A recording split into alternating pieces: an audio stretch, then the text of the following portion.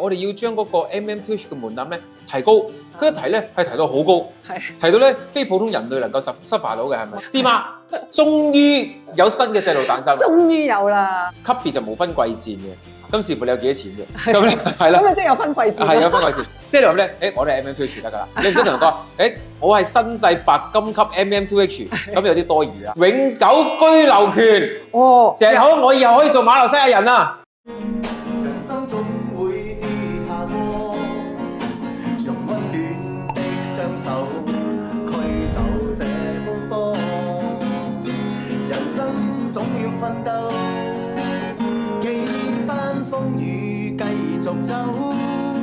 若是你要擁有，一切靠雙手。師媽，早晨啊大家，係啊，今日真係犀利，今日有個好重要嘅消息。因為點解咧？即係今次要攞埋個 iPad， 因為太詳盡太緊要咧，就驚講錯。係咧，因為呢件事咧苦等幾多年啊？師媽係咪？最少4年。冇。最少。因為嗰陣時當其時咧，我覺得4年誇張咗。當前啲講師媽你講嘅啫。因為我記得係嗰陣時 MCO 期間咧，突然間咧，我冇記錯係老馬定邊個宣佈咧？咁啊突然之間話我哋要將嗰個 MM2H 嘅門檻咧提高，佢一提咧係提到好高，提到咧非普通人類能夠suffer到嘅係咪？冇錯。咁咧我仲好記得嘅，當其時咧，即係我哋嗰啲算舊制，哇真係好幸運自己係舊制。一變咗新制嘅時候咧，已經好多嘢改變晒啦，就係話講要100萬定期啊，又有150萬嘅流動資金啊，又 clear 啦咁樣啦。咁就搞到大家最難嗰樣嘢唔係呢日先嘛，最難係4萬蚊馬幣每個月退休要有收入。係啊，最難呢一樣嘢，所以變咗咧大家都叫苦連天啊！好多咧就話講我申請又俾人 reject 喎，咁點算啊？又 agent 錢我又俾咗咯喎，咁點算咧？咁樣，所以大家頭都痕啊嗰陣時。嗰陣時咧仲有好多咧係好想嚟，咁咧即係又想移居啦。咁嗰時你知道移居英國啊，移居城咧就好熱門啊嘛。咁咧就個個都想移民下咁樣試下外國嘅生活。馬來西亞其中一個首選嚟，初初嘅門檻好低嘅，我記得係10零萬啊都試過嘅，跟住後尾提到30萬。我再比我哋早之前咧，其實仲再低啲嘅。咁到我哋嗰陣時咧，就係話講30萬馬幣，咁就做定期。但係咧1年後你可以攞翻一半嘅。嗰陣時當其實我哋就係咁樣做咯。但係呢一個係我哋批嘅時候咧，已經屬於仲係低門檻。嗰陣時就係30萬，我記得咪30萬馬幣。咁跟住咧就一路定存，咁咧就俾翻息你嘅。咁跟住你有個基本收入啊，點啊，證明咗咧，咁即係良好市民咧，咁就批得㗎啦。咁雖然係咁咧，嗰陣時雖然係簡單，即係臨門檻低，但係佢複雜喺咧部門與部門之間咧掟嚟掟去，同埋唔知幾時批幾時唔批，嗰度難先嘛。係啊，因為我哋咧當其時申請嘅時候咧，其實係經歷咗轉政府嘅，咁又轉部門嘅，即係佢話講啊，本來呢一個部門管 MM2H， 而家又係另外一個部門管啦，咁變咗咧文件上咧好多時 pass 嚟 pass 去就變咗冇咗咯。好消息終於都有嚟臨，因為馬來西亞好得意。佢改完之後咧，啲人話：你放心啦，咁高門檻冇人申請，佢會 U-turn 嘅咁樣講。好多人都話會 U-turn。係，但係 U-turn 雖然話 U-turn，但係你幾時 U-turn 係一件事。究竟你1年後 U-turn、3年後 U-turn，定係等邊個皇帝上咗任先至 U-turn 咧？咁你又唔知。其實咧，好多人嘅，即係我哋啲粉絲入邊咧，都有人等緊係 U-turn 呢樣嘢，成日都問：哎呀，有新制未啊？因為佢覺得我哋喺馬來西亞應該會第一手消息啊嘛。咁佢成日都有問咗幾年㗎啦。咁即係最少係2-3年㗎啦。咁啊，但係我哋話，聽啲人講就話好快有，但係好快都幾年㗎。其實我哋都同有啲agent 嘅朋友以前幫我哋申請嗰啲咧，都間唔中有聯絡下傾下偈啊。有人揾 agent 幫手嘅時候，我哋都會轉介下咁俾佢，因為始終佢係幫我哋做到，佢唔係呃人啊嘛。咁我哋都會轉介俾佢咁樣嘅。咁我哋有時做啲簡單嘅 renewal 咧，都係揾佢幫手。咁咧，佢就第一時間一收息咧，就通知我哋，師媽，終於有新嘅制度誕生。終於有啦！但係呢個新制度誕生，我覺得咧，同呢個新皇帝咧係好有關係。因為嗰時新皇帝咧係曾經投訴過咧，即係柔忽嗰個新皇帝。柔忽嗰個蘇丹王。係，佢投訴過咧就係 MM2H 門檻太高。偏偏就喺12月14號。依家今日幾號？今日12月15號。嗱，今日呢條片你唔好怪我冇做字幕特效，因為太緊急、太新鮮滾熱辣，要即刻話俾大家聽。實在唔得閒叫佢哋做，咁啊做咗就即刻話俾大家聽先。咁咧就應該會 capture 埋條 link 啊，同埋嗰啲資料啊，俾大家睇一睇。佢終於咧，我懷疑咧就係喺上任之前咧，佢搞掂咗，就喺上任之前出咗個新嘅成個新嘅制度消息出咗嚟。咁其實咧，點解我哋要咁急講咩啲人聽咧？因為其實好多人喺度等緊嘅，好心急嘅。究竟自己咧有冇資格去申請咧？咁究竟要幾多錢先申請到咧？好多人都咁樣問。我話俾大家聽，今次呢個咧，我覺得其實叫做稍為人性級，即係稍為大家叫做如果有心去移居或者係好中意馬來西亞咧，即係咁你移居得你唔會話0蚊㗎，即係你唔會話我哋過去打工啊、洗碗跟住賺錢，你唔好揾呢隻㗎啦，呢種你去英國啦，係咪先？咁呢個都係尚算生存到嘅計劃嚟嘅。好，先我哋分別講俾大家聽先。我哋賣關子賣得太耐咗，驚應該走咗佢啲人。係啦。咁所以咧，而家呢個新制度之下咧，將咧等級分成3份嘅。好，有咩等級咧？第1級就叫做嗱，佢新就好靚個名，叫白金級。白金、金級同埋銀級。咁其實咧，佢就即係級別就冇分貴賤嘅。咁視乎你有幾多錢嘅，咁咧係啦。咁即係有分貴賤。係有分貴賤，佢個貴賤唔係咁分啊，即係你入咗嚟馬來西亞，佢都當你一樣，即係你唔會話俾佢聽，嗱我白金級㗎，即係佢唔使咁講嘅，即係你話俾佢聽，我哋 MM2H 得㗎啦，你唔使同人講，我係新制白金級 MM2H， 咁有啲多餘啊。咁我好多時候我攞張白金卡出嚟都佢唔會咁俾你嘅，佢都係俾 MM2H 你啫。不過你可以特登話俾人聽，我係白金級。咁咧佢但係佢個門檻降低咗。以前一定要50歲以上嘛，或者先至會點50歲以下又點啊？佢話得簡單，你滿咗30歲就得啦，就冇複雜。咁好後生都可以申請到喎。但係佢以定期存款為基準。記得訂閱、like 同埋分享我哋嘅頻道俾大家啊！以定期存款為基準係點咧？佢就白金級咧就係以500萬係馬幣啊，即是大概係800至900萬。因為而家跌咗嘛，可能900萬港紙啊，800萬港紙咁樣。咁咧金級咧就係200萬馬幣，而銀級咧就係50萬馬幣。而特別版嘅獲取嘅簽證類別咧都有不同嘅。最高白金級嘅資格咧申請嗰個咧嗱，白金級點解要咁貴要500萬咧？佢好處係咩咧？從來大家都擁有唔到嘅永久居留權。謝好，我以後可以做馬來西亞人啦。只要我有500萬嘅馬幣就得㗎啦，我同你講。係啦，我要澄清一點，係有資格申請嘅。所以大家以後話，哎呀，你永遠都做唔到馬來西亞人嘅，馬來西亞人唔係咁易做嘅。我同你講，只要你有500萬馬幣，隨時都做得依家。係啦，咁樣。咁申請嘅喎。係500萬對於我嚟講，你幫我 check 下銀行嗰啲難唔難下先嘛？因為我都唔記得自己銀行幾多錢嘅。咁咧。另外咧，另一隻200，嗱呢隻500萬就永久居留權啦。咁200萬係點咧？200萬幾多年？15年係咪先嘛？係啊，係15年喎。跟住我就喺度諗啦，咦，佢要我做200萬馬幣定期，我就係咪要擺足15年咧？呢一個係一個關子嚟。呢個咧其實佢係未諗掂，係未諗掂，佢係未出細節。咁咧我懷疑好大機會15年我真係要鎖你15年。係啦，應該要。係啦，咁另外咧，咁換言之，銀版嗰個咧就係5年嘅。咁最容易其實呢個喎，因為你其實50萬馬幣5年咧，咁你5年 renewal，咁呢個好容易喎。所以點解我話佢降低門檻咁解？係喎。係啦，大幅降低門檻嗰啲係。係喎，嗱你30歲就可以申請啦，係嘛？你大概你有80到90萬港紙，你就可以申請咯喎。係咯，咁所以個門檻好似低咗好多喎。至於之前咧話要逗留90天嘅咧，佢亦都降低門檻咧，變到只要每年逗留60天就可以啦。係啦，容易好多喎，因為好多人就話：哎呀，我來來回回我未必有90日喎，咁點申請啊？但係而家60日咧就係方便好多咯，同埋容易好多。係冇錯，咁其實我覺得最受歡迎咧應該會係50萬。5年嗰個，因為你5年 renew 咧，其實係冇相干嘅，我覺得。你唔需要咁急諗住永久啊，或者係嗰啲咩15年嗰啲，其實有啲過長嘅。咁我覺得永久就係值得吸引嘅。如果你話錢不是問題嗰啲咧，我覺得咧500萬馬幣直接擺入去，佢俾唔俾識你，唔好理佢。喂，咁即係話咩？咁即係話我唔識馬拉文可能得喎。同馬拉文冇關係嘅，已經。佢依家係講錢，佢依家唔係同你講心。你馬拉文嗰啲係講心，佢依家係講錢。OK， 講錢就唔講心㗎啦。咁你有錢我就唔需要同你講心。咁佢直接要攞你500萬。但佢唔係攞你㗎啦。馬來西亞又好好喎，佢呢樣嘢值得讚佢。佢嗰500萬唔係攞你，係喎，佢唔係攞你喎，佢唔係唔係一個費用嚟嘅喎。佢唔係攞你500萬，話要keep 喺個政府俾佢，就攞個居留權喎。佢係擺喺嗰度俾你收息，佢係幫你儲錢，佢係等你咧可以慢慢財富增值，跟住又喺馬來西亞住，你話佢幾善良？係咪先啫？佢唔係一個費用嚟嘅喎。你原來冇留意到呢樣嘢先嘛？冇諗過添。佢只不過做定期啫。譬如你睺正依家息口高，喂，好過買股票，直接擺500萬落去，即刻攞到個馬來西亞永久居留權，哇幾開心啊，係咪先咁講？啊，你又講得啱呢一點。所以有500萬係唔需要諗㗎，係啊咁樣。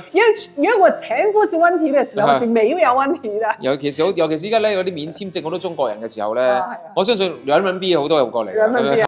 但係咧，我咧下低咧有少少細節上高咧，佢又有寫喎，就係話講咧，呢一個新制度咧係需要一啲 MMPH 公司同埋 agent 去申請。我會講俾你聽，佢呢個報道你有講到咧，佢話之前就過於嚴苛嘅，佢話根據現有嘅條件咧，申請者留到聲。哦 ，OK， 呢個係講緊以前。其實個文章裏邊下邊咧有少少係投訴，呢個係《星洲日報》㗎，有少少投訴緊以前咧，即係話過分嚴苛啊咁嗰啲啦。但係呢個咧都其次。至於大家有興趣嘅人咧，就可以留意下佢嚟緊會出嘅細節。我相信咧，嗰位新皇帝上任之後咧，我相信個細節咧好快就會出㗎啦。但係我想講你一個文章俾大家知啊，呢個值得留意。都想講嘅係咩咧？喺12月13號，2023年早14號一日，沙羅越嗰邊咧就出咗一篇新聞咧，就喺呢個又係《星洲日報》。即係近排我都睇《星洲日報》多，不過睇電子版係咁樣。咁咧佢揶揄呢一個 KL 嘅 MMPH， 佢偏偏咧可能佢唔睇到呢篇文章喺14號就出新消息。佢講咩咧？新港台韓英申請者眾多，沙第2家園反應躍進。哦，咁可能 KL 嗰班咧睇見呢就火嚟啦。佢仲整個咧大旅遊節咁咧，咁喺度咧喺度慶祝啊，話沙羅越嗰個 MMPH 點樣成功啊？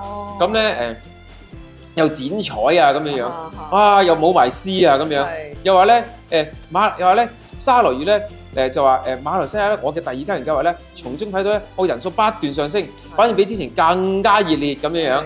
咁咧跟住咧第2家園咧已經確實實施多年啦，從未試過如此反應熱烈，這嘅顯示外國人咧對沙羅越嘅好感同埋理解咧係日益激增，而且認可咧沙羅越嘅環境優美、安穩局勢。佢哋同外地人溝通嘅完全冇問題。咁係咪即係口舌之爭咧？唔係，你睇下真係真事。咁咧跟住咧，我唔好講名個名先，講啦唔好理佢。阿都嗱，你嗰啲上報紙啦。阿都卡林咧仲咧，今日喺下午咧，我唔知道阿都卡林係咩人嚟，睇先啦。阿都卡林喎，係嗰啲嘅 MMPH 搞沙羅越嗰啲第2家園嗰啲公司嗰啲負責人嚟嘅。哦，佢話咧，古晉、美里列首選。